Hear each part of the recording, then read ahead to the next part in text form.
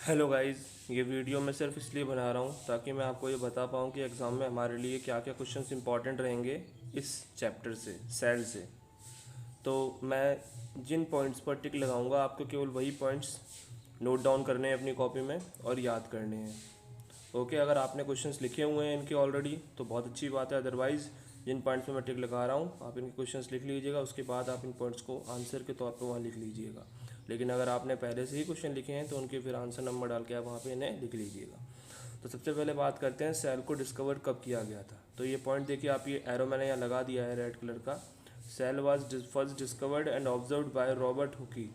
Robert Hooke नाम का बंदा था, उसने सेल को ऑब्जर्व किया था और डिस्कवर किया था in a thin dead slice of cork in year 1665। ठीक है, उसके बाद एक पॉइंट हमें इसमें और लिखना है आंसर में। First free cell first free living cell was discovered by A.V. Leeuwenhoek in 1674।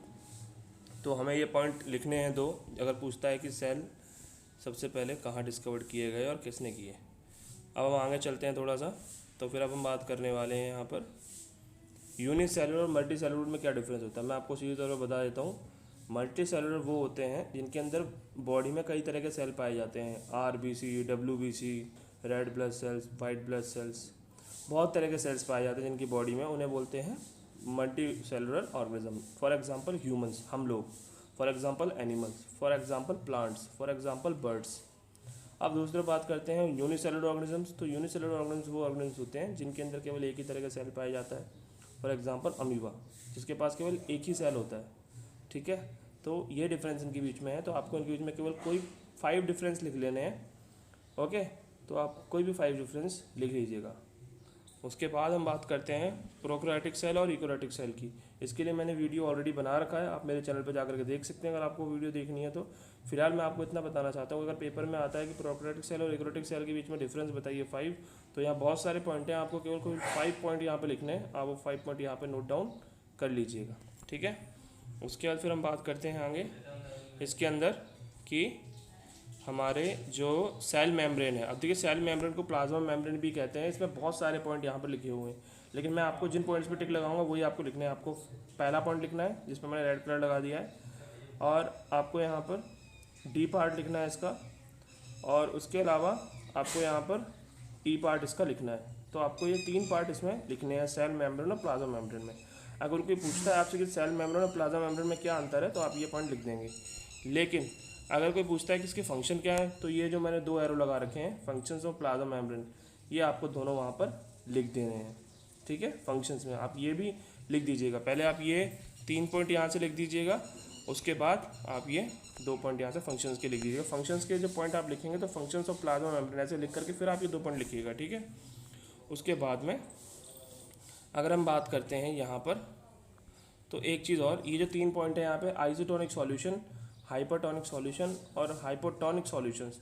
दरअसल इनका क्वेश्चंस अगर आपने नहीं लिखा है, मुझे उम्मीद है कि आप लोगों ने इनका क्वेश्चंस नहीं लिख रखा होगा अपने नोटबुक्स में, लेकिन ये पेपर में अक्सर पूछा जाता है, आपके स्कूल्स में भी नहीं कराया गया होगा।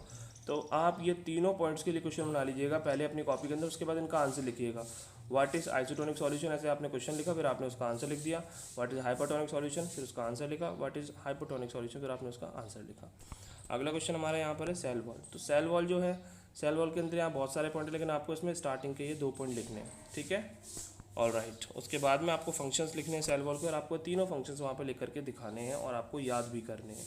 आप जो भी चीज़ें लिखते हैं आप उन्हें याद भी करिए, तभी काम चलेगा। ओके, सो उसके बाद न्यूक्लियस की बात करते हैं। न्यूक्लियस बहुत इंपॉर्टेंट टॉपिक है हमारे लिए। व्हाट इज़ न्यूक्लियस, तो मैं इसमें कुछ टिक लगाऊंगा, आपको वही याद करना है। आपको पहला पॉइंट याद करना है इसका, आपको दूसरा पॉइंट याद करना है इसका, आपको तीसरा पॉइंट याद करना है इसका, और आपको इसमें इसका पहला पॉइंट हो गया, दूसरा पॉइंट हो गया, तीसरा पॉइंट हो गया।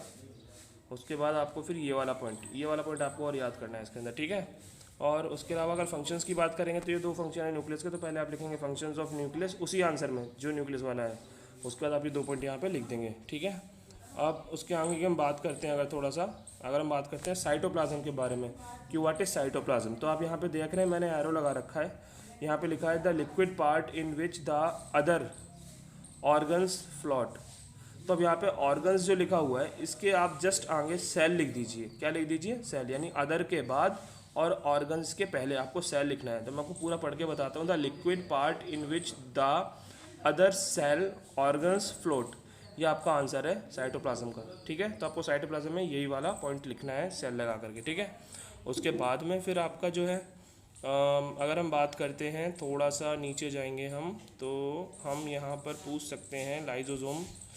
मैं पहले प्लास्टिड की जहाँ तक बात है, तो प्लास्टिड के लिए आपको जो आपके ट्यूशन में या स्कूल्स में लिखाया है वही रहने दीजिए, क्योंकि यहाँ पर प्लास्टिक थोड़ा डिफ़िकल्ट है। तो ये आप मत लिखिए। आपको जो ट्यूशन में लिखवाया गया हो क्लास में, ऑनलाइन क्लास में, या फिर आपको जो स्कूल्स में लिखवाया गया है वही प्लास्टिड का आप रहने दीजिए आंसर। आप इसे मत लिखिए। ठीक है, प्लास्टिड के लिए आप इसे मत लिखिए। थोड़ा आगे चलते हैं हम और वैक्यूल्स के बारे में बात करते हैं। तो वैक्यूल्स ये रहा। तो वैक्यूल्स के अंदर आपको क्या क्या लिखना है आपको बता रहा हूँ मैं आपको।